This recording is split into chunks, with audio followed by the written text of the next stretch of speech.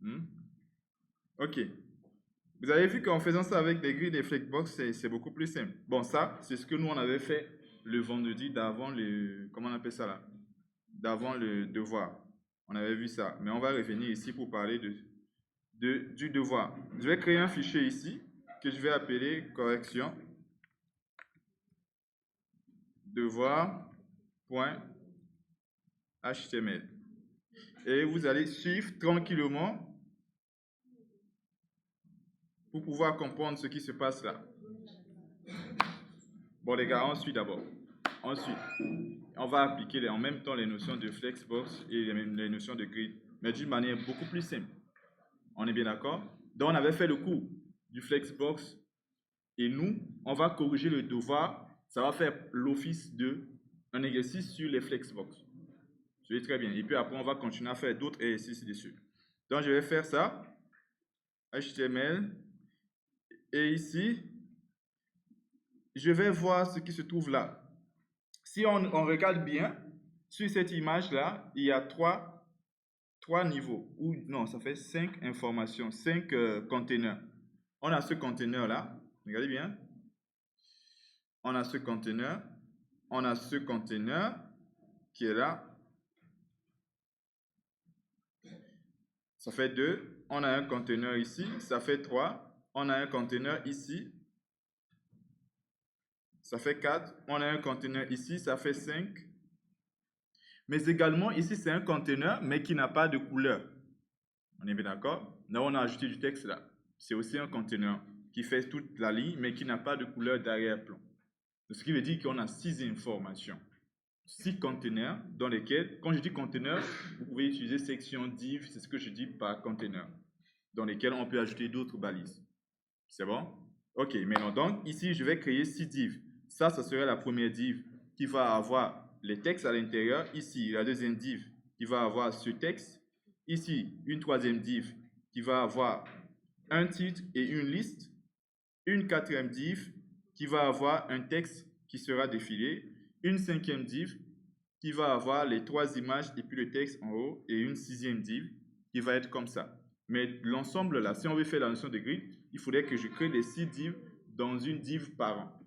On est bien d'accord? Comme ça, sur le parent, je rends les fils dits, comment on appelle ça là? D'une manière à être disposés sous forme de colonnes et de lignes. Regardez bien comment ça se passe. D'abord, je vais faire ça. Div, je vais mettre classe parent, comme ça. Donc là, j'ai une div avec une classe parent. Et à l'intérieur, je vais créer les 6 divs tout simplement. Alors, je peux faire comme ça, div, et là, je vais mettre classe div, et ici, je vais mettre ça, et à l'intérieur, ce que je peux faire, ici, je vais mettre div, $, je fais étoile 5. Là, il va me créer 5 divs, comme ça. J'ai div 1, div 2, div 3, div 4, div 5. Et à l'intérieur de chaque div, j'ai un texte. Si je fais ici, preview, on va voir un petit peu les divs. Ce qui est bien avec ce éditeur, c'est que vous avez un petit peu des raccourcis qui vous permettent de créer un ensemble de choses très rapidement. Donc ici, on a bien 5 divs. Ici, dans le div parent, on a une div, on a une deuxième div, on a une troisième div, on a une quatrième, on a une cinquième. On avait dit 6, non? Je vais créer une div avec classe div 6. Voilà. À l'intérieur, je mets div 6. Voilà, donc j'ai 6 divisions. Ce que je vais faire, c'est que je vais juste ajouter une couleur d'arrière-plan. Ça, c'est juste des balises. Je n'ai pas encore touché au CSS. Jusque-là, ça va. C'est bon? Ok, maintenant, ici, c'est vrai que nous, pour l'instant, on ne fait que du CSS à partir du début. Mais tout à l'heure, avant la fin du cours, on va passer à ce qu'on appelle une page CSS proprement dite. Ok, là, je vais faire quoi? Je vais prendre les enfants qui se trouvent dans le parent. Donc, je vais dire parent, div, ça représente les enfants, les divs qui sont à l'intérieur de la classe parent. Si je mets un background color, normalement, si je mets blue, on voit que l'arrière-plan de chaque élément ici est en bleu. Jusque-là, ça va. Sûr? Parfait. Maintenant, avant de faire cela, suivez très bien. Ici, vous voyez que la liste là, elle est là. Elle est un petit peu décalée à droite. Avant de faire la notion de grid, on va d'abord parler de ces choses et puis je vais parler aussi après de ces images. Supposons qu'on a une liste là, donc je vais juste le faire en dehors de cette classe là. Si j'ai une liste comme ça, UL et je mets LI, tiep, et je mets LI comme ça, bon, BISAP, juste comme ça. On est bien d'accord? Si je veux déplacer la liste, c'est-à-dire les éléments de la liste et les puces, comment je peux faire pour pouvoir le déplacer à droite? Si je veux que la liste là se déplace carrément à droite, regardez bien ici, on a vu que la liste, c'est la liste, l'ensemble de la liste, c'est-à-dire les éléments et les puces qui sont un petit peu décalés à droite. Vous suivez ça? Comment est-ce que je peux faire ici pour décaler ma liste? Comme on a une prévision qui est là, comment je peux faire ici pour décaler ma liste à droite? Bon, je veux que ça vienne jusque presque ici. Et les éléments et la puce. Qu'est-ce que je vais faire pour décaler l'information à droite? Je prends la liste et je fais Margin left. Donc, je peux sélectionner, comme il y a une seule liste, je peux sélectionner comme ça. On est bien d'accord? Et je dis margin left, et puis on va voir ce qui se passe. Si je dis margin left, je donne par exemple 20 pixels. On est bien d'accord? Si je mets 20 pixels, on voit que la liste se déplace. On est bien d'accord? Si je mets ici, par exemple, 80 pixels, vous voyez que ça se déplace. Et là, on verra maintenant où est-ce qu'on mettra la liste, mais quand même, on voit que les informations se déplacent. C'est-à-dire que vous-même, si vous n'avez pas utilisé la notion de flex, ainsi de suite, ou bien des grids, vous avez quand même toujours la possibilité de prendre des conteneurs, augmenter leur taille avec les widgets, déplacer les conteneurs un petit peu à droite, ainsi de suite. Et ça, on avait déjà eu à pratiquer. Raison pour laquelle, pendant le devoir, je vous ai dit que vous n'êtes pas obligé d'utiliser la notion des grids, mais que si vous maîtrisez, vous comprenez, vous pouvez les utiliser. Pourtant, les choses que je vous ai amenées, ce n'était pas du tout compliqué. Maintenant, revenons un petit peu aux notions des grids. Donc, pour faire ce qu'on appelle les grids, ce qu'on va faire, c'est quoi? On va prendre le parent. Regardez bien. On va faire ici la classe parent. Et là, je vais dire quoi? Je vais mettre display et je vais les transformer sous forme de colonne et de ligne. Dans display grid, si je mets un petit gap, c'est-à-dire l'espace entre les éléments de 10 pixels, on va très rapidement voir que entre les éléments, on a un gap ou bien une marge de 10 pixels. On est bien d'accord? Parce que ça, ce sont des informations qui sont classées sous forme de ligne et de colonne. Toutefois, lorsqu'on met juste display grid, ce qui se passe, c'est qu'il crée juste une seule colonne par ligne. C'est à nous de définir si on veut combien de colonnes par ligne. Si on veut par exemple 2 colonnes par ligne ou bien 3 colonnes par ligne. Mais c'est d'abord de dire display grid pour rendre l'information sous forme de colonnes et de lignes. Jusque-là, c'est bon. Et on applique pour l'instant sur le parent. Maintenant, supposons que je veux qu'il me représente ces éléments sur chaque ligne 2 colonnes à part égale. Donc, je vais utiliser grid template colonne. Grid template colonne. Et là, je vais utiliser cette fonction repeat et je précise le premier paramètre, le nombre de colonnes que je veux et je lui donne un fragment pour dire quoi? Il doit prendre une ligne divisée à part égale en précisant tout simplement un FR. On est bien d'accord? Si je fais ça et que j'actualise, vous voyez que là, il prend chaque ligne, du moins comme on a déjà transformé le parent sous forme de ligne de colonne, il fait quoi? Il prend chaque ligne, il fait quoi? Afficher, il affiche 2 éléments par ligne. Et le fait de mettre un FR là, ça veut dire qu'il affiche en part égale. On avait dit qu'on pourrait mettre ici par exemple 100 pixels. Ça veut dire que sur chaque ligne, il va mettre les informations juste sur 100 pixels, mais ça n'occupe pas toute la ligne. On est bien d'accord? Mais il affiche 2 éléments par ligne. Si on veut que les 2 éléments par ligne occupent l'entièreté de la ligne, au lieu de préciser la taille de chaque élément ici, on va juste mettre un fragment. Comme ça, il prend une ligne et qu'est-ce qui se passe? Il divise tout simplement à part égale et on aura 2 informations. 2 informations sur chaque ligne comme ça. Avec le template colonne, grid template colonne, on a su dire combien de colonnes on veut. Jusque-là, ça va. Ok, maintenant revenons ici sur notre code. Si on regarde bien, si on prend ça sous forme d'une taille normale d'une colonne, si on suppose que l'élément là, c'est une taille normale d'une colonne, on peut dire que celui-là, ça peut faire 2 ou bien 3 fois la taille d'une colonne normale. En d'autres termes, on doit avoir 4 lignes, ou du moins 4 colonnes par ligne, normalement. On doit avoir 4 colonnes par ligne. Et celui-là, il occupe les 4 colonnes. Ici, il occupe une seule colonne. Ici, il occupe 3 colonnes. Et ici, il occupe 4 colonnes de la ligne. On est bien d'accord? Si vous prenez la taille, vous allez voir que ça, si vous le faites, ça va faire ici, ça là, 3 fois la taille de celui-là. Raison pour laquelle je dis, quand on voit comme ça, on peut identifier en disant que ça, ça fait 3 fois la taille de celui-là. En d'autres termes, sur chaque ligne, on doit avoir 4 colonnes. Jusque-là, c'est bon? Oui, madame, pose la question. Oui. Oui, ça veut dire, oui. Le 1 FR, ça veut dire quoi? En fait, lorsqu'on met 2, comme ça veut dire que ajoute-moi 2 colonnes par ligne. Ça va? Jusque-là, avant de mettre le paramètre qui vient là. Tu comprends un peu?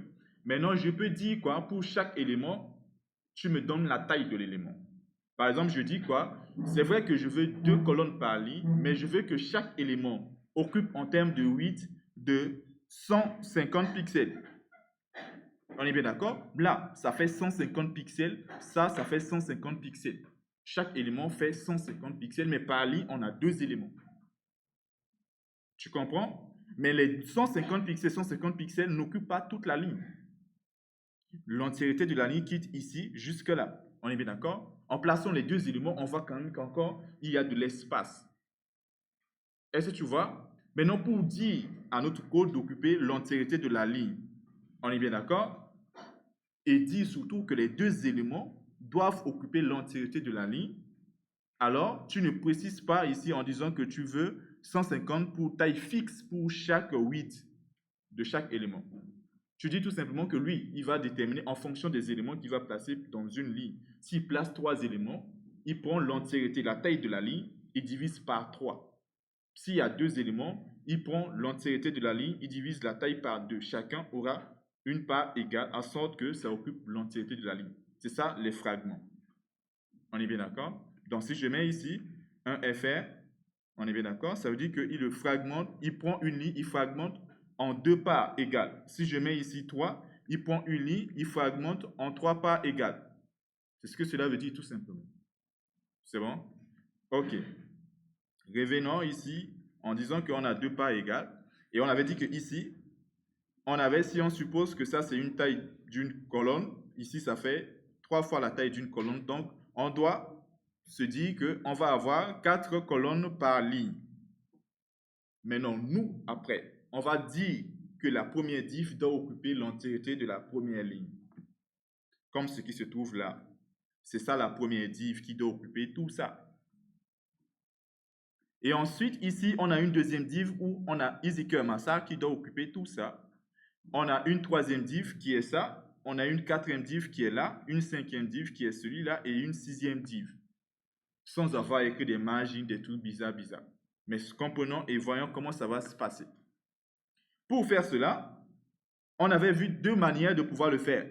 Mais il y a une manière qui est beaucoup plus simple, la deuxième qu'on avait vue, où on utilisait le grid template area. On est bien d'accord? Soit vous faites ça, ou bien après, vous êtes obligé de dire autre part, vous précisez est-ce que ça doit se trouver sur la première colonne jusqu'à la deuxième colonne, ainsi comme on avait fait pour la première méthode, ou bien vous utilisez tout simplement les grid template area. C'est beaucoup plus simple avec les area. Voyons voir comment ça s'utilise. On va dire ici grid, toujours sur le parent, grid. Bon, il ne veut pas le proposer. Template area, voilà. Et comment ça va se passer? Regardez bien. Vous mettez grid template area et ensuite, vous allez maintenant dire quelque chose. Et quoi? Vous allez ouvrir, que ce soit double quote ou bien une quote, et vous allez créer ce qu'on appelle des index que vous allez brancher après sur chaque div. L'index, c'est quoi? Par exemple, je dis job 1, job 1, job 1. Job 1, c'est moi qui crée l'index là qui s'appelle job 1. Et après, je dois faire en sorte que l'élément div là c'est lui qui doit être le job 1, job 1, job 1, job 1. Parce qu'on a dit 4 colonnes par ligne. On est bien d'accord? Si je vois le même index qui se répète 4 fois, ça veut dire qu'on a une information qui occupe l'entièreté de la ligne. C'est uniquement ce que cela veut dire. Mais le fait de le dire comme ça ne veut pas dire forcément que div 1 occupe déjà la première ligne. Il faudrait que div 1 comprend ou bien soit en relation avec job 1. On est bien d'accord? Là, on a dit que celui qui aura une relation avec job 1, en réalité, il doit occuper les 4 colonnes. En d'autres termes, l'entièreté de la ligne. C'est ce on vient de dire comme ça là. Maintenant, comment le dire après? Pour dire notre div 1 occupe l'entièreté de la ligne. Ici, à l'extérieur de la sélection du parent, on va sélectionner la div 1. Parce que sa classe aussi s'appelle ici div 1. Regardez bien. La classe de la première div, c'est div 1. Donc, je sélectionne la div et je lui dis quoi? Je lui dis, cette div-là, regarde bien, je lui dis grid. En haut, là-bas, on dit grid template area. Ici, pour les enfants, on va juste dire grid area et je lui donne juste le nom de l'index, c'est-à-dire je lui donne job 1. Et qu'est-ce qu'on voit? Job 1, c'est-à-dire la div 1, occupe toute la ligne. Là, je viens juste de brancher la première div sur celui-là. On est bien d'accord? Supposons que je branchais la sixième div. Regardez bien ici. Ce qui est là, c'est bien div 1. Si je viens ici, je dis, au lieu de div 1, c'est div 6. Ce que vous voyez ici, c'est bien div 6 qui se trouve là. Dans la division ou bien la section ou bien tout simplement le conteneur ou que vous utilisez ici, que vous branchez sur job 1, c'est lui, ce conteneur-là, qui sera affiché tout simplement sur l'entièreté de la ligne. Mais d'abord, vous créez d'abord l'index là-bas et vous branchez l'index tout simplement sur le conteneur. Est-ce que c'est bon? Jusque-là, c'est bon. Maintenant, ici, vous avez la possibilité encore d'ajouter une autre ligne. Chaque ligne, on met entre une côte et puis on crée des index. Chaque ligne, on met entre une côte, on crée des index. Donc ça, on vient de s'occuper de la première ligne. Et ici, je vais dire div 1. On est bien d'accord? Maintenant, pour faire la deuxième ligne, rien de plus simple que de partir à la ligne, de faire encore la même chose, de créer un autre index.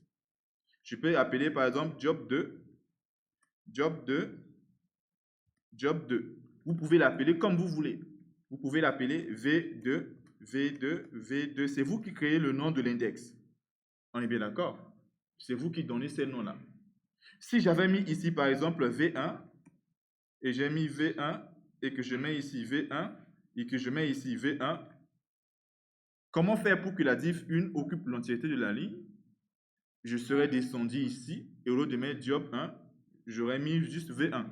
On est bien d'accord? Vous avez compris? Ok, mais non. Parfait. Ce qui doit se passer, c'est quoi? Je vais faire la même chose pour la div 2. Je vais supposer que la div 2, parce que regardez bien, ici, comme je l'ai dit, c'est toute la ligne et tout simplement que lui, il n'a pas d'arrière-plan. Il n'a pas de couleur d'arrière-plan. Donc, je vais faire ici la même chose pour div 2. Je mets div 2 et je mets grid area et je dis V2. On est bien d'accord? On voit que lui et lui, ils occupent toute la ligne. Jusque-là, c'est bon. Ok, maintenant, on a une ligne qui va suivre. Et sur la ligne suivante, là, on a, ici, on va dire que c'est lui-là, le div 3. Ici, c'est lui, le div 4. On est bien d'accord? Donc, à partir de cette ligne, on a une div 3 et on a 3 fois la div 4. Parce qu'on a dit ça, ça fait 3 fois la taille d'une colonne. Donc, sur cette ligne-là, on a une colonne à gauche qui est occupée par la troisième div et on a les 3 autres colonnes qui sont occupées par la quatrième div. Regardez bien. Ici, je mets un autre index, je vais appeler V3 et je vais mettre V4, V4, V4. Ici, on a une colonne, on a un élément ou bien un div ou bien une div du moins qui occupe ici. À partir de là, il occupe cette colonne sur la ligne là. Et sur cette même ligne, il y a un autre élément qui occupe 3 fois la taille d'une colonne. Jusque-là, vous voyez. Sur cette ligne, on a une div qui occupe la première colonne de cette ligne. Sur cette même ligne, il y a une autre div qui occupe 3 fois la taille. C'est ce que je viens de faire là. Je dis qu'on aura un élément qui va occuper la première colonne ici et on aura un autre élément qui va occuper les 3 autres colonnes. C'est ce que je viens de dire là, comme ça. Vous avez vu, j'ai mis V3 après V4, V4, V4. C'est bon jusque-là? Ok, maintenant, on va brancher notre div 3. On va le brancher tout simplement sur grid area, sur V3. Et on va brancher notre div 4 sur grid area de V4. Voilà. Grid area de V4. Et donc, ce qu'on voit, c'est quoi? Où on voit que div 3 commence là, il s'arrête ici sur la première colonne. Et ce qu'on voit, c'est que div 4 commence là jusqu'à la fin. On est bien d'accord? C'est ce qu'on a dit ici. On a dit que la div 3, ou bien la colonne là, celui qui sera branché là, occupera uniquement la première colonne. Celui qui sera branché sur le V4, il va occuper les 3 autres colonnes. Jusque-là, c'est bon? Maintenant, regardez bien, sur la ligne qui suit, on a encore V3 qui occupe la première colonne. Parce que c'est le même élément là, qui occupe ici la première colonne, mais c'est toujours le même élément qui occupe la première colonne sur la ligne suivante. C'est-à-dire quoi? Ici, la ligne qui suit, on doit avoir encore V3, d'abord sur la première colonne. Oui.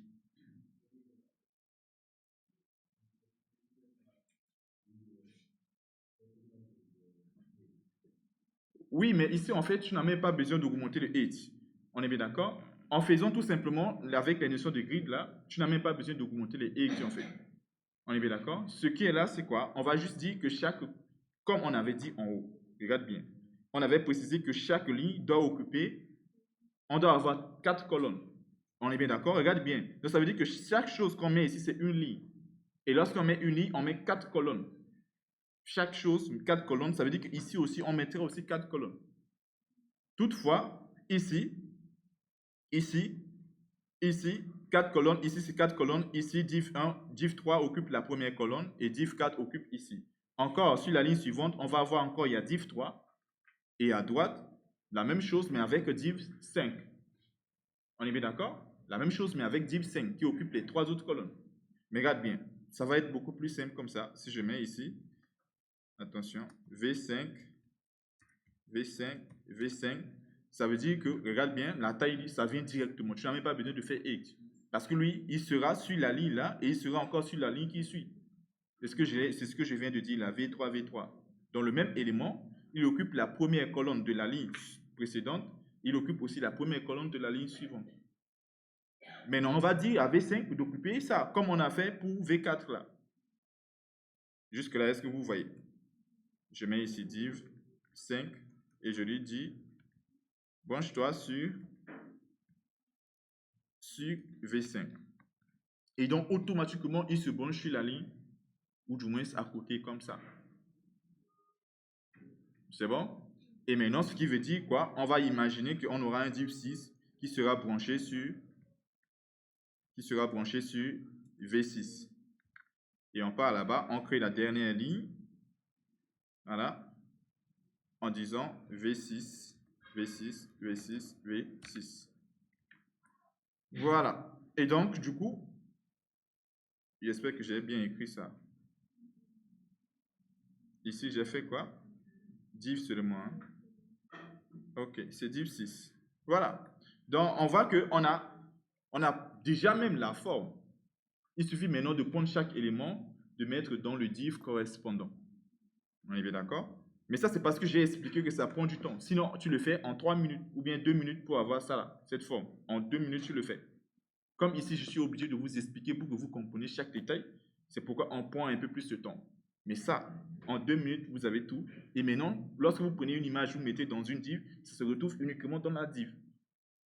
Ça ne part pas quelque part autre. Si vous prenez par exemple une liste, vous le mettez dans une div de footer, ça reste dans le div de footer. C'est bon? Ok, jusque-là, on a compris. Mais non, on va parler d'abord du footer. Le footer ici, on va imaginer un H3 et on va écrire footer, comme ça. C'est bon? Et maintenant, le texte footer, il est au centre. Hein? Il est au centre ici, tout comme les autres textes là qui sont au centre là. Et donc, je vais venir ici. Je vais juste faire à l'alignement du texte en utilisant texte, align, et je dis center. Ok, le texte, il est déjà automatiquement aligné au centre. Est-ce qu'on est d'accord? Ok, maintenant, on va prendre des choses d'abord les plus simples là. On va parler aussi de EasyCare Massage GL. Je vais copier ça. Je ne vais pas tout écrire. Je vais copier ça. Ça se trouve dans quelle div? C'est cette div 2. Je viens ici. Là, c'est la div 2. Je vais utiliser la même H3. Je vais mettre ici EasyCare Massage. Donc, on a EasyCare Massage qui est là et on a Footer qui se trouve là. Jusque-là, ça va. Ensuite, on a le texte là qui est simple là. Texte défile vers la droite. Ça se trouve ici dans quelle div? Div 4. Donc, ici, div 4, il est là. J'ai juste à mettre marqué et je mets le texte là. Et donc, vous voyez que le texte, il est bien dans cette div là. Maintenant, pour changer la direction, je mets juste dans le direction, right.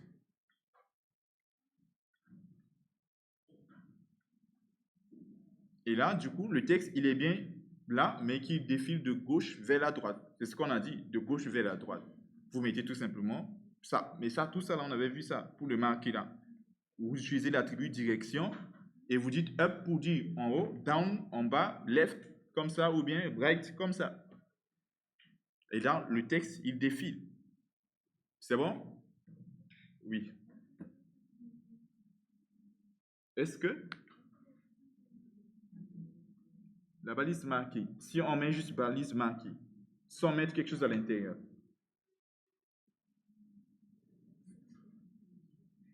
oui, mais c'est ce que j'ai fait ici. C'est une balise qui s'appelle marquée, mais dans la div, quoi. Attention. Je ferme ça d'abord. Voilà, regarde bien. Ce que j'ai fait, c'est quoi? Dans la div, j'ai utilisé une balise marquée. Bon, le billard, on n'a pas besoin, on a juste besoin de changer la direction. Et donc, ça, c'est une balise marquée. Pour faire défiler quelque chose, la chose doit se trouver entre la balise ouvrante de marquée et la balise fermante. On est bien d'accord? Ce texte-là que j'ai ajouté là, c'est celui-là qui sera genre défilé, quoi. C'est bon? Si je ne mets pas l'attribut direction, par défaut, il quitte de droite vers la gauche. Mais il faut mettre direction et changer le sens de direction pour qu'il quitte en tout cas, qu'il s'adapte au sens de direction que tu veux. Donc, right, ça veut dire qu'il va partir vers la droite. C'est bon? Ok, maintenant, je vais faire ici preview. Comme ça, on le voit ici en live, les choses, les rendus de chaque élément. On va prendre la div 3, parce que là-bas, il n'y a qu'une liste, n'est-ce pas? Il n'y a qu'une liste qui se trouve là-bas. Div 3, il est là. Et maintenant, dans celui-là, on va mettre un H3 aussi. Et on va mettre les plats. Pourquoi est-ce que regardez bien, pourquoi est-ce que je fais ça? Parce que ce texte-là, ce sont des textes qui sont mis directement au centre. On est bien d'accord? Easy, ça, et même ça, ce sont des textes qui sont mis directement au centre. Donc moi, si je veux, j'ai déjà utilisé un H3, j'ai centré le texte. Après, je peux faire tout simplement quoi? Tout simplement utiliser les H3. Peut-être ce qui va poser problème plus tard, c'est le fait que la couleur de celui-là soit en blanc et que la couleur des autres ne sont pas en blanc. On est bien d'accord? Dans ce cas, on pourra créer un identifiant pour celui-là afin de pouvoir changer juste sa couleur. Oui. Oui, on pouvait utiliser la balise footer. Là, à chaque fois où j'ai mis div là, vous pouvez utiliser d'autres balises. Comme par exemple, ici, vous utilisez une balise footer. Ici, vous utilisez une balise section. Ici, vous utilisez des balises articles. Ici, une section. Ici, un aside. Ici, utilisez un header avec un knife à l'intérieur. Tout ce que vous voulez. On est bien d'accord? Mais on fait d'abord avec une seule balise div. Et après, vous allez voir, quand je vais changer même juste le nom des balises, ça ne va rien changer dans les résultats. Revenons encore là. Ici, j'ai mis H3 et là, je vais mettre ma liste. Et vous voyez que quand je mets des choses ici dans ce conteneur, ça ne met pas que le conteneur ici. Si je mets ici LI et je mets tiep, le tiep n'est pas quelque part autre que là où il y a la div 3. Regardez bien. Donc ici, je viens ici, je mets LI, il y a quoi? Il y a ça. Et ici, un LI, on a un maffé. Donc regardez bien. On a notre liste qui se trouve directement juste à ce niveau-là, qui se trouve ici à gauche comme ça, bien dans le conteneur. Raison pour laquelle je vous disais que, en réalité, en fait, les balises que je vous avais demandé de faire des recherches, div, section, ainsi de suite, je vous avais expliqué le rôle. C'est de pouvoir contenir d'autres balises afin qu'après, en CSS, ça devient beaucoup plus simple de les manipuler, de déplacer des éléments, ainsi de suite. Ça va être plus simple d'utiliser ces balises, que ce soit des divs, des sections là. Leur rôle, c'est tout simplement de regrouper un ensemble des balises que nous, on a vues ensemble. Et puis après, on va faire le CSS d'une manière beaucoup plus simple sur ces balises conteneurs. Sinon, c'est tout ce qu'on avait vu en CSS qu'on vient de voir là. Mais vous avez vu que c'est beaucoup plus rapide avec cette notion. Je n'ai plus besoin de mettre des marges pour déplacer jusqu'à trouver est-ce que c'est au bon endroit, ainsi de suite. Là, c'est beaucoup plus simple. Ou du moins, pour aujourd'hui, c'est beaucoup plus simple. C'est bon? Jusque-là? Maintenant, parlons de l'image. Parlons de l'image. L'image se trouve quelque part ici. L'image se trouve quelque part ici. Bon, après on va changer les couleurs. Hein. On ne parle pas de couleurs pour l'instant, mais après on va changer les couleurs là. Maintenant, l'image se trouve ici. Mais ici, regardez bien, on a d'abord dans cette partie-là un titre ou bien un texte. On va supposer que c'est un H3. Et puis en bas, on a 3 éléments. Regardez bien. Ici, c'est dans quel div? Div 5, non? Dans div 5, ici, on doit avoir un H3, par exemple, avec un texte qui s'appelle, voilà, event, je vais mettre comme ça, event GL. Automatiquement, le texte, il est au centre parce que j'utilise H3. On est bien d'accord? Et H3, j'avais déjà défini qu'il est au centre, donc du coup, tous les H3, ils sont placés au centre. Et ensuite, en bas, ce qui va se passer, c'est quoi? Est-ce que j'ai une image ici? Je vais aller prendre des images. Je pense que quelque part ici, 2024, j'avais un dossier avec plein d'images. J'avais vu des erreurs sur certaines personnes concernant les images là. Ici, A7, IMG. Ici, je devais avoir plein d'images. Voilà. Ici, je vais prendre cette image. Je vais prendre... Non, je ne vais pas prendre cela. Je vais prendre cette image. Je vais prendre cette image. Je vais faire CTRL, clic droit, copier. Et on revient ici. Dans 2025, le cours de GL, ça devrait se trouver ici. Voilà. Bon, je vais copier. J'ai déjà copié du moins. Et je vais coller mes images. J'avais déjà une image qu'on avait utilisée la dernière fois, BD. Donc, je prends 2 autres images que j'amène ici. Et ça nous fait 3 images. Ce que je vais faire, c'est que je vais changer juste le nom des images. Ça va être beaucoup plus simple. Je vais dire 1, et puis 2, et puis 3. Comme ça, c'est plus simple de les trouver. Je vais mettre ici 1.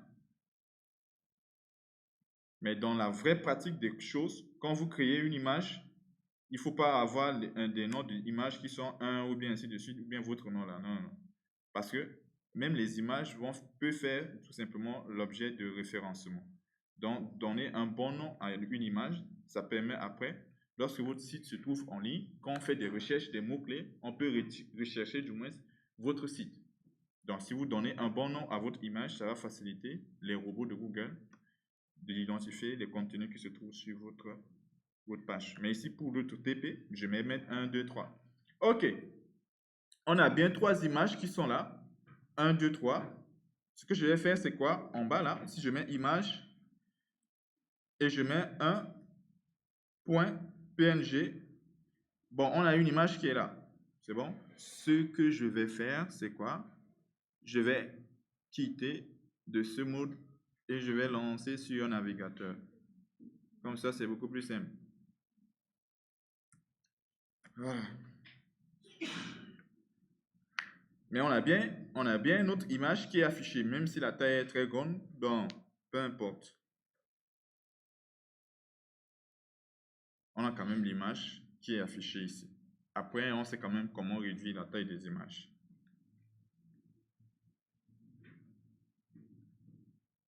Voilà. Donc, on a notre image qui est là.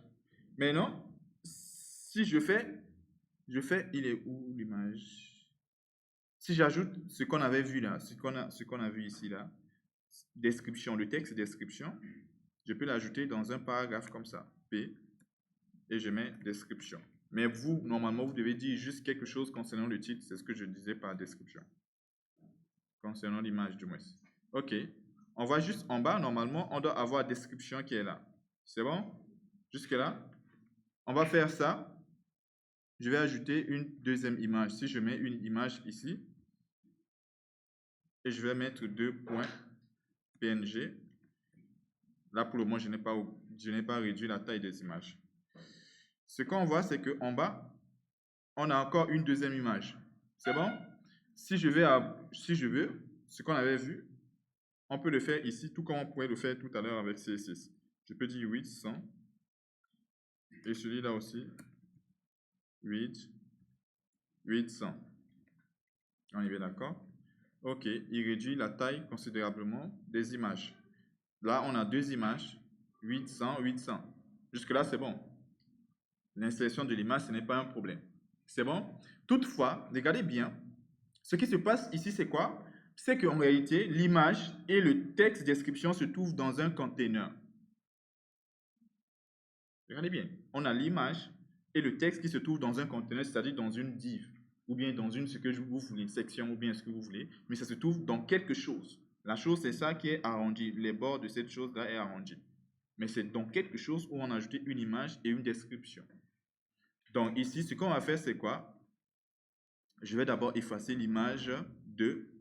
Je vais enrouler les deux informations là dans une div. Comme ça. Je vais mettre ça comme ça. Voilà. Ça, c'est pour l'image 1. Et je vais copier la div, coller pour l'image 2. L'image 2. Chaque information, il y a image et puis il y a description. On est bien d'accord? Et je copie, je colle. Ici, ça va être image 3. C'est bon? Ben, je n'ai pas fait grand-chose ici. Hein. J'ai juste affiché 3 images avec 3 descriptions. J'ai affiché 3 images avec 3 descriptions. Image 2, c'est quelle extension? C'est JPEG. On vérifie. C'est 2 points. C'est JPG. OK. Voilà. OK, donc on a bien les 3 éléments. On a bien les 3 éléments. On a bien une div, une description, une div, une image, une description, une image, une description, une image, une description. On est bien d'accord? Et vous, avec les notions de padding, des trucs comme ça, pour pouvoir déplacer les éléments, ça va vous avoir pris beaucoup de temps. On est bien d'accord? On peut faire d'une manière beaucoup plus simple, très simple, avec les flexbox, pour amener les 3 éléments là aux mêmes hauteurs ou bien au même niveau. Mais comment? Suivez très bien ce qui se passe là. Ici, je vais fermer ça pour qu'on puisse voir la structure de nos images. Regardez bien, les 3 images sont là. Chaque image dans une div, chaque image dans une div, et puis chaque image dans une div. Jusque-là, c'est bon? OK. Ce que je vais faire quoi? CTRL X et je vais les ajouter dans un conteneur qui doit être juste le parent. En sorte que si je manipule le parent, je peux ramener tous les enfants à la même ligne, au même hauteur. C'est-à-dire, je crée juste un conteneur ici, dont je vais appeler la classe mes images, comme ça. Et tout ce que j'ai pris là, je vais faire ça, je colle là. J'ai juste ajouté dans une div. Tous les 3 autres divs, je les ai ajoutés dans une div, en sorte que chaque div est un fils direct de la div mes images. Donc, on a 3 fils. Premier fils, deuxième fils, troisième fils, comme ça. Cela ne veut pas dire que si je m'arrête là, les éléments seront automatiquement gérés. Non, pas encore. C'est bon? Mais ils sont dans une div qui s'appelle mes images. Regardez bien maintenant, en une seule ligne de CSS, je prends juste mes images là. Je reviens ici. Voilà, je sélectionne cette classe. Et là, si je dis display, on est bien d'accord, display, et je mets la valeur flex, on est bien d'accord, on avait vu que les flexibles, ou bien quand on dit display et quand on flex, regardez très bien ce qui se passe, tous les 3 éléments sont ramenés automatiquement à la ligne. C'est ça ce qu'on appelle le display flex. Quand on a un parent et qu'on a des enfants directs, si on prend le parent, on dit display flex, il ramène tous les enfants à la même hauteur, à la même ligne. À la même ligne. Par défaut, il les amène en sorte que tous les éléments se trouvent sur la même ligne. Et plus tard, lorsqu'on parlera de flex-right, on pourra gérer en termes de l'espace que chaque élément doit occuper, en sorte que si la taille de l'écran ne peut pas supporter 3 éléments, il fait plus tard un retour automatique à la ligne, avec une valeur right, ou bien ainsi de suite, tout ce qu'on avait vu. Mais ici, le plus important, c'est que on fait flex, display flex sur un parent, il ramène tous les éléments, fils, aux mêmes hauteur. C'est bon? Deuxième chose, on peut utiliser sur le parent un justify content pour justifier tout simplement le contenu du parent. On a 3 éléments. Regardez très bien. Si je mets ici un justify content et que je mets par exemple space heavenly, regardez très bien ce qui va se passer. Si je mets space heavenly, qu'est-ce qui se passe? Automatiquement, mes images sont... Je n'ai même pas besoin de faire des paddings, des choses ainsi de suite pour que les éléments se retrouvent aux mêmes hauteurs. On est bien d'accord? J'ai juste fait un display flex et après un space est venu pour que on puisse avoir les mêmes espaces, que ce soit à gauche, au milieu, ici, ici, on trouve exactement les mêmes écarts. On peut utiliser space around pour mettre un petit peu des espaces un petit peu à bord, mais les espaces au milieu peuvent être plus grands. Ou bien space between, mais les espaces n'auront pas les mêmes tailles. Quand vous utilisez space infini, vous voyez que ici, ici, ici, ici, on a les mêmes espaces qui les séparent. Les éléments de la div. On est bien d'accord? Mais quel div? Le div parent ou bien sur lequel on a utilisé le flex. C'est lui qui doit être justifié. On peut faire les align, item, ainsi de suite, ainsi de suite. Mais regardez bien, l'image ici et les autres images, il y a un petit écart. L'écart, c'est quoi? Regardez le texte description. Regardez le texte description. On est bien d'accord? Donc, on peut avoir des images qui ne vont pas avoir exactement les mêmes tailles. Pour forcer notre code, pour que les images là, on n'ait pas de débordement, on va ajouter un petit bout de code sur les images, en sorte que les images, que ce soit une image qui est plus grande que la taille devait dépasser, il force l'image à avoir les mêmes hauteurs que les autres images. Regardez bien, si vous remarquez, si vous voyez très bien, j'ai bien fait dans le code ici, tous les 3 images avec un width de 100. Normalement, on s'attendait à ce que ici, toutes les images aient le width de 100. Il n'y a pas de souci. Mais ça, c'est le width qu'on a géré. Il y a ce qu'on appelle le height des éléments. On n'a pas oublié, n'est-ce pas? Ok, maintenant ici, pour ne pas fixer un height et puis qu'après on ait des soucis, ce qu'on va faire, c'est quoi? On va juste dire, regardez bien, en haut, on va dire quelle que soit l'image, c'est-à-dire on sélectionne l'image, on va ajouter un code ici qu'on appelle aspect ratio et on va dire 1 sur 1, en sorte qu'il va ramener l'auteur de chaque image au même niveau. Et si j'actualise ici, vous voyez que tous les éléments sont vraiment bien disposés. Tous les textes sont exactement sur la même ligne, les images exactement sur la même ligne. Donc le aspect ratio va forcer tout simplement l'image à ce qu'on puisse avoir les mêmes dimensions, ainsi de suite là. On est bien d'accord? Sans pour autant que vous ayez à augmenter, ainsi de suite. Donc, c'est comme ça qu'on devait faire la chose. Maintenant, pourquoi est-ce que je dis de faire ça? En faisant ça, on aura maintenant la possibilité de la div qui contient l'image et la description. On peut, comment on appelle ça là? Changer la couleur d'arrière-plan et même réduire les bords. Si on n'a pas mis la div et la description dans un conteneur, on ne peut pas avoir cet espace-là. C'est bon? Ok, prenons un exemple. Regardons bien ici ce qui se passe là. Dans cette div-là, qui est le parent, on a 3 autres divs. On est bien d'accord? Donc, je vais faire mes images. Je vais faire mes images comme ça. Attention, CTRL Z. C'est js mes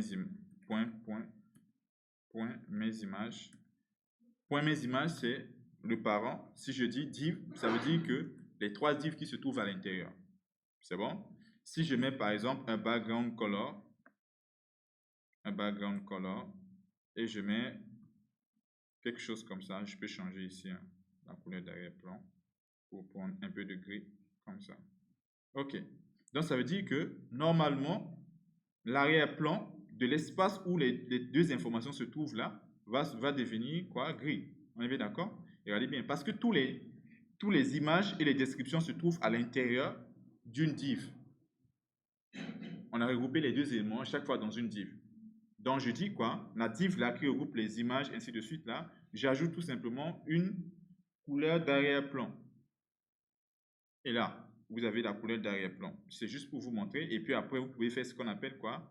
La réduction des bords. Je vous avais demandé de faire des recherches sur les bords une fois. Je vous avais déjà demandé. Et vous pouvez réduire tout simplement les bords. Mais ce qu'on va faire, c'est d'abord, on va mettre un petit peu de padding. On va juste mettre un peu de padding. Après, on va enlever le padding là. On va mettre un peu de padding de 10 pixels. Comme ça, il va mettre un petit peu les choses comme ça au milieu. Pour chaque image, il met l'image au milieu. On est bien d'accord? Le padding, left, en haut, à droite, parce que j'ai mis juste une seule valeur de padding. Il applique sur les 4 côtés, mais c'est des images internes. C'est bon? En sorte que si je veux réduire les choses là, on puisse mieux les voir, les bords là. Parce que si je ne fais pas de padding, que je réduis les bords, on ne pourra pas bien les voir. Mais avec le padding, on voit les espaces là. Donc, si on réduit les bords, on voit les bords qui sont bien réduits. Pour faire ça, les bords, on fait juste un border radius. Border radius. Si je mets par exemple 10 pixels, vous allez voir que là, tous les 3 éléments là auront une border radius qui est de 10 pixels. C'est ça le border radius. On est bien d'accord? Sur chaque élément. Quel que soit l'élément, un border radius permet de réduire les bords. Mais non, cet élément-là, c'est quel div? On avait un div 1, div 2, div 3, div 4, div 5. Ici, le fait que ça touche l'élément-là, ce n'est pas intéressant. On peut mettre un padding à l'intérieur de la div-là pour qu'on ne puisse pas avoir des éléments qui le touchent. On est bien d'accord? On peut mettre un padding bottom si tu veux, ainsi de suite. Mais il est où? Div 5. Div 5, il est là. Je peux mettre un padding de 15 pixels. Voilà. Je lui mets juste un padding de 15 pixels. Et voilà, on voit que ici, là, maintenant, il ne touche plus parce qu'il a un padding ici de 15, de 15, de 15 et puis en bas de 15 pixels. Mais vous voyez quand même que les informations déjà sont bien affichées. Jusque-là, c'est bon. Sûr? Pas des choses compliquées? OK. Maintenant, on peut centrer aussi le texte. Hein. J'imagine que le texte ici, il est centré. Description, il est centré également. Comment est-ce qu'on peut faire pour centrer la description? On a utilisé les balises P pour les 3 descriptions. Donc, ce qu'on peut faire, c'est quoi? On va sélectionner tous les balises P qui sont là. Et je mets un texte align. Voilà, center. Si je viens ici, même la description aussi sera centrée. Voilà, la description est bien centrée comme ça. Après, vous pouvez ajouter un petit bouton en bas. C'est comme si des articles que vous pouvez commander, ainsi de suite, ainsi de suite. On est bien d'accord? Donc, on a des images qui sont bien ajoutées. En fait, cette image n'a pas d'arrière-plan. Ce qui fait que on voit la couleur de div en arrière. Parce que j'ai fait un remove background pour cette image-là. Mais au moins, les informations sont vraiment bien placées et exactement à l'endroit. Mais non, on revient maintenant sur ce qu'on était en train de dire là. On avait vu comment est-ce qu'un UL ici pouvait être déplacé. N'est-ce pas? Ok. Comment est-ce qu'on va faire ici? Donc, normalement, on sous-entend que si je fais UL et que je mets margin, normalement, margin left, si je mets par exemple 20 pixels, est-ce que l'on sous-entend? Normalement, la liste va se déplacer. Hein? C'est ce qu'on se dit. Il s'est déplacé ou pas? On va voir. Je vais mettre 50 pour être sûr. C'est vrai qu'il se déplace. Hein? Voilà. Donc, on a bien notre liste qui se déplace là. Maintenant, supposons que nous, on veut que l'espace là, si ça respecte exactement un petit peu d'espace là, on peut juste prendre cette colonne là, ou bien la div là, mettre une petite marge à gauche. Oui, c'est possible. On peut mettre une marge à gauche de cette colonne là. C'est bien la troisième colonne. La troisième colonne, si je lui donne une petite marge, margin left, par exemple, de 15 pixels, vous allez voir qu'il sera déplacé un tout petit peu. Voilà. Si vous voulez vous augmenter, mais quand même, il ne touche pas ici. Vous voyez qu'il y a un peu d'espace. Vous pouvez juste augmenter la valeur du margin left à ce que lui, il ne touche pas là. Tu dis? Jusque-là, c'est bon. Maintenant, ce qui est bien, c'est que nous, on peut augmenter la hauteur des divs. On peut augmenter la hauteur de chaque div si on veut. Prenons un exemple. Supposons que je veux augmenter la hauteur de cette div-là. C'est la div numéro 4 normalement. Regardez très bien. La div numéro 4, c'est celui-là, qui porte celui-là, qui porte le texte. Ce que je peux faire, c'est quoi? La div 4, au lieu d'utiliser X, on peut augmenter juste la hauteur de la ligne.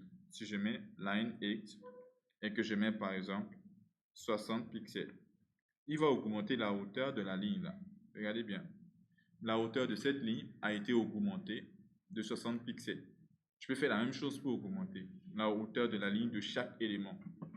De chaque élément, je peux augmenter la hauteur de la ligne, ainsi de suite. Celui-là, si je veux aussi, je peux augmenter jusqu'à trouver le bon emplacement. Mais bon, on va d'abord traiter le premier élément, c'est-à-dire ajouter le petit menu qui se trouvait là, ici. On a juste des simples textes. Pour le moment, ce ne sont pas des textes qui sont cliquables. Des simples textes.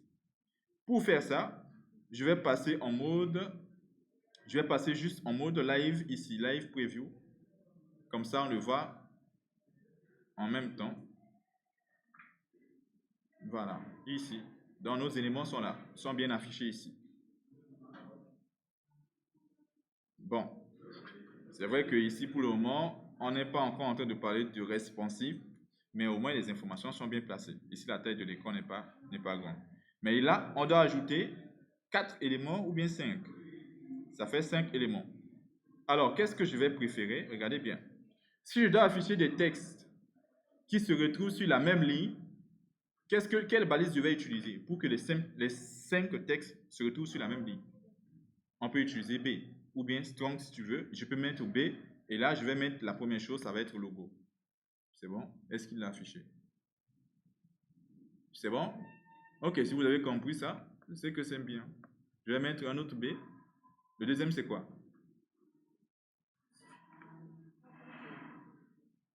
Accueil portfolio. On est bien d'accord? Donc, accueil. B. Portfolio. L'autre, ça doit être à propos. À propos. Et le dernier, c'est contact. Voilà, voici des textes qui sont là. Voilà, on a bien nos textes qui sont là.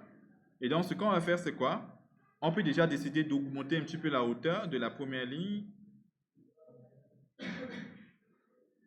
en faisant un petit peu un line 8 et je mets ici, si je mets 80 pixels, ok, 80 pixels, ça va, on a bien la hauteur de 80 pixels, ok. Maintenant ce qu'on va faire c'est quoi? On va traiter tout simplement les informations qui sont là, les B, on va changer la taille de tous les B en mettant balise B, d'abord color, ça doit être quelle couleur? White. Voilà, un font size, si on peut augmenter, c'est aussi bien. 40 pixels. Est-ce que c'est beaucoup les 40 pixels? C'est beaucoup.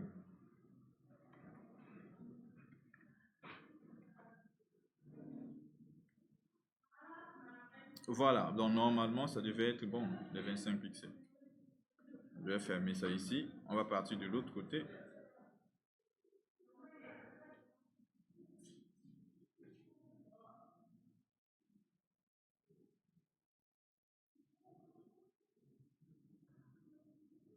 Ok, donc on voit quand même que les textes là ont une taille ou une hauteur du moins qui nous correspond. Jusque là c'est bon. Ok, on peut faire des marges entre les B, n'est-ce pas? On peut mettre juste une marge à gauche de chaque B. Margin left. Si on veut de 10 pixels. On a un petit peu une marge entre tous les B. Je peux augmenter cette marge-là à 20 pixels. Donc, on a chaque B qui ont une marge de 20 pixels. Et après, on va tout simplement centrer tous les textes. Pour centrer l'ensemble des informations, je prends la div 1. La div 1, elle est là. Comment je peux faire pour que tous les éléments, les enfants du div 1, soient centrés? Pour que tous les B là soient centrés. Text align, comme ça.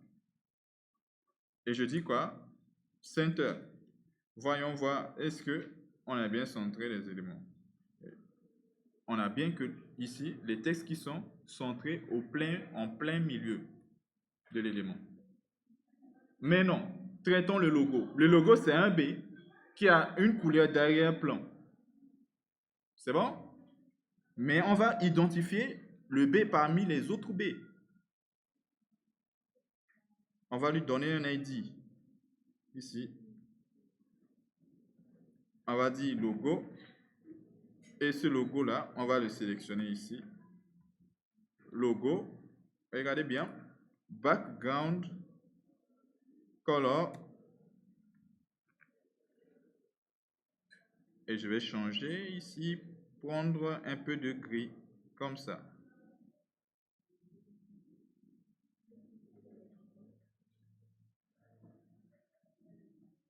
Jusque-là, c'est bon. On a ajouté une couleur d'arrière-plan. Deuxième chose, c'est que on voit que on a une bordure. Mais avant de parler de la bordure, on voit que le texte là, il ne touche pas les bords. Cependant, chez nous, le texte là, il est tellement collé, ici, ici, ainsi de suite, il est collé. Donc, on doit mettre pour ce B une marge interne. On est bien d'accord? On va ajouter un padding. Cependant aussi, le padding en bas et en haut, ils sont identiques, mais un peu plus petits que le padding de gauche et de droite. Gauche-droite, padding un peu plus grand. En haut, en bas, padding un peu plus petite. On avait vu que lorsqu'on fait padding et qu'on met deux valeurs, la première valeur s'applique sur le haut, en bas. Et la deuxième, en gauche, à droite. Donc, ce que je peux dire, quoi, c'est ici, le B, un padding, par exemple, je dis 5 pixels de haut en bas et je dis 20 pixels de gauche à droite. Ici, je vais vérifier. On a un bouton, ou du moins, on a l'espace là, un contenu comme ça. C'est bon? On a quelque chose qui ressemble à ça. Deuxième chose, on a ajouter une bordure. Une bordure. Si vous voyez bien ce texte-là, vous voyez qu'il y a un blanc et puis il y a une bord qui est un petit peu genre d'une autre couleur. Du moins, un peu plus gris. Je ne sais pas si vous voyez. Vous voyez, n'est-ce pas? Bon, moi, je vais le mettre avec une autre couleur. Je vais mettre ici border. Comment on crée des bordures? En faisant border, en donnant la taille que vous voulez pour votre bordure en pixels. Le type de bordure, si j'utilise border, je peux donner tous les éléments en même temps. Le type de bordure, la taille de bordure et puis la couleur de bordure. Donc, je peux mettre solide et puis par exemple, je peux mettre red. Ça veut dire qu'il va créer une bordure de 5 pixels qui sera genre carrément comme ça, enroulé, avec une couleur rouge. Pour les couleurs, vous pouvez chercher après votre couleur, ainsi de suite. Mais vous voyez que là, il a bien créé. La couleur, vous pouvez changer après la couleur en rouge pour le mettre en ce que vous voulez. Mais par contre, le rouge sur le bleu, ça ne sort pas. Je vais prendre le noir.